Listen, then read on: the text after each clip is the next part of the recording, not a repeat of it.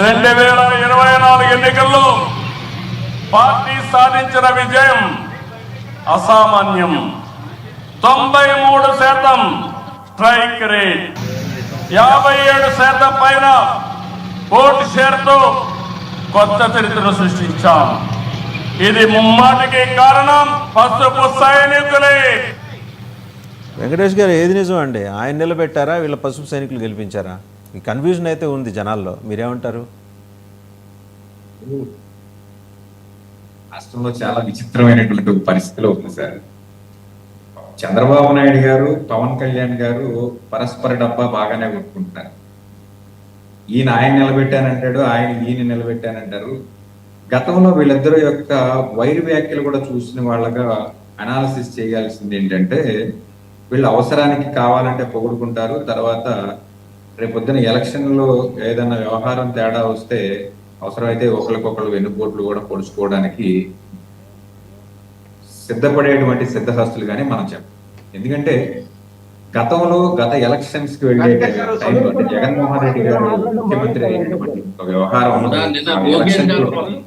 సత్యనారాయణ గారు కొంచెం సేపు ఆగండి, ఆయన మాట్లాడండి. మీ దగ్గరకు వస్తాను కదా మళ్ళీ, ఆయన మాట్లాడండి. అయ్యా, మాకు సినిమా నటుల యొక్క పబ్లిసిటీ అవసరం లేదు, మా దగ్గర ఉన్నటువంటి మెగాస్టార్ చంద్రబాబు నాయుడు గారు మాకు అది చాలు అని చెప్పేసి అని లోకేష్ గారు. అసలు ఎవరి పవన్ కళ్యాణ్, ఇతని యొక్క ఎడ్యుకేషన్ క్వాలిఫికేషన్ ఏంటి, ఇతని నెత్తి మీద రూపాయి పెడితే పైసాకి ఎవడన్నా కొంటాడా అనేటువంటి వ్యాఖ్యలు చేసినటువంటి చంద్రబాబు నాయుడు గారిని చూసాం. అది చూసిన తర్వాత ఈ రోజు పరస్పరం వాళ్ళ యొక్క వ్యక్తిగతమైన అవసరాలు, రాష్ట్ర అవసరాలను పక్కన పెడితే వాళ్ళ యొక్క వ్యక్తిగతమైన అవసరాల నిమిత్తం గెలిచిన వాళ్ళలో సక్సెస్ 100%. ఈ కూటమి వల్ల సక్సెస్ అయిన వాళ్ళలో ప్రజలు సెకండరీ. ఏదైతే జనసేన పార్టీ ఏదైతే ఉందో ఇది 100% సక్సెస్ అయిందని చెప్పేసి ఎవరైనా కానీ ఒప్పుకొని తీరాల్సినటువంటి పరిస్థితి. ఒంటరిగా వెళితే అధినేత కూడా 2 చోట్ల ఓడిపోయినటువంటి పరిస్థితి నుంచి ఈ రోజు చాలా ఎలక్షన్ అంటే వెరీ ఎక్స్పెన్సివ్ థింగ్. అటువంటి ఒక పరిస్థితుల్లో 21 సీట్లు గెలిచి ఈ కూటమి ద్వారా లాభపడి తాను ఉప ముఖ్యమంత్రి అయ్యి ఈ రోజు గతంలో ఈఎంఐలు కట్టలేనటువంటి పరిస్థితి నుంచి ఈ రోజు స్పెషల్ ఎయిర్ క్రాఫ్ట్ లో తిరిగేటువంటి ఒక పరిస్థితిని ఎంజాయ్ చేస్తున్నటువంటి పవన్ కళ్యాణ్ గారు వ్యక్తిగతంగా పార్టీ పరంగా సూపర్ సక్సెస్. ఈ సంవత్సర కాలంలో రాబోయే 4 సంవత్సరాల్లో అయినా ఆయన అడిగేది ఏంటంటే, ఆయన ప్రపోజ్ చేసినటువంటి 10 మంది యువకులని జట్టు కట్టి నేను 10 లక్షలు ఇస్తాను ఒక్కొక్కరికి, వీళ్ళందరికీ కూడా అప్పుడు బయట నుంచి కంపెనీలు రావాల్సినటువంటి పరిస్థితి లేదు, మన దగ్గర క్వాంటమ్ వాల్యూలు ఆ వాల్యూలు ఈ వాల్యూలు కాదు, మనకు ఉన్నటువంటి మానవ వనరులని సద్వినియోగం చేస్తానని యువత మొత్తం కూడా పవన్ కళ్యాణ్ అభిమానులు ఎక్కువ మంది ఉంటారు కాబట్టి వాళ్ళందరికీ ఒక హామీ ఇచ్చినటువంటి పరిస్థితి. అలాగే జగన్మోహన్ రెడ్డి ఎందుకు పనికిరాడు, జగన్మోహన్ రెడ్డి చేయలేనటువంటి సిపిఎస్ విధానాన్ని నేను చేసి పెడతాను మీకు, దాని రద్దు వ్యవహారం కానివ్వండి ఏదైనా కానీ నేను గెలిచిన 6 నెలల్లో పవన్ కళ్యాణ్ వ్యక్తిగతంగా హామీ ఇస్తున్నాడు, 6 నెలల్లో చేస్తానన్నాడు.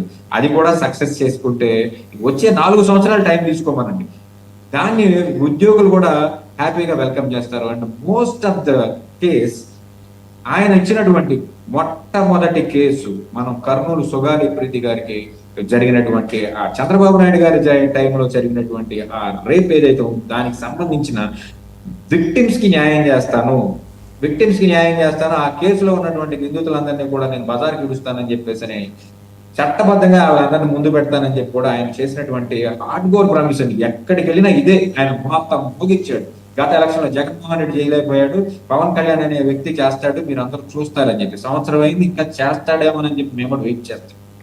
ఇవన్నీ చేస్తే ఆయన పార్టీ ఆయనతో పాటుగా ప్రజలను కూడా సక్సెస్ రేషియోలో నడిపాడని చెప్పేసి అని ఉప ముఖ్యమంత్రి గారిని మనందరం కొనియాడతాం. ఆయన వెనకాల నడిచి ఆయనకు వచ్చే ఎలక్షన్ లో ఓట్లు వేసే పరిస్థితి.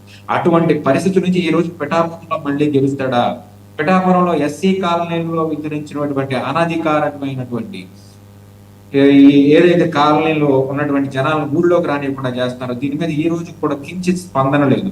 మరి ఇది లేకపోవడమే కాకుండా నిన్న మహానాడుతో కలుపుకొని తెలుగుదేశం పార్టీలో ఉన్నటువంటి దిగువ స్థాయి నేతలు ఎవరైతే ఉన్నారో వీళ్ళు పవన్ కళ్యాణ్ తిడతారు, జనసేన పార్టీలో ఉన్నటువంటి రెండో తరం నాయకులందరూ కూడా ఇంక్లూడింగ్ నాగబాబు గారితో కలిపి వర్మ ఇది నీ కర్మ అని చెప్పి సెటారికల్ అవి మనం లెటర్స్ డిస్కస్ లేటర్ అనండి. మనం ఒకసారి వేణుగోపాల్ గారి దగ్గరికి వేణుగోపాల్ గారు ఇందాక వెంకటేష్ గారు చెప్పిన దాంట్లో ఒక పాయింట్ ఉంది.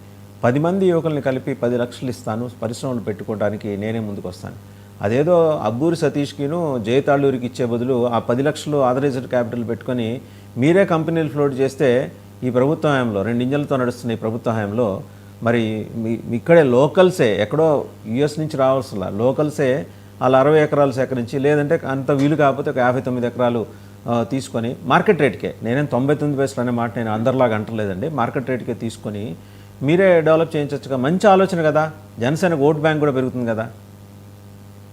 వాసుదేవన్ గారు మాట్లాడితే ప్రతిపక్షాలు కానీ మీడియా కానీ 99 విషయాలకి నేను అనలేదండి బాబు, మీకు అర్థం కావట్లా. నేను ఆ మాట అన్నా, మార్కెట్ రేట్ అనే మాటే అన్నా, వాళ్ళలాగా నేను మాట్లాడలా. అదే ఈ రోజు టీసీఎస్ కంపెనీ ప్రపంచంలోనూ వాళ్ళ సంగతి వదిలేయండి సార్, అది అయిపోయింది. టీసీఎస్ తో ఒప్పందం అయిపోయింది. నేను అది అంటల్లా. మార్కెట్ రేట్ 50 లక్షలు పెట్టే కొనండి, మీ 10 మందికి 10 లక్షలు ఇచ్చి వాళ్ళ చేత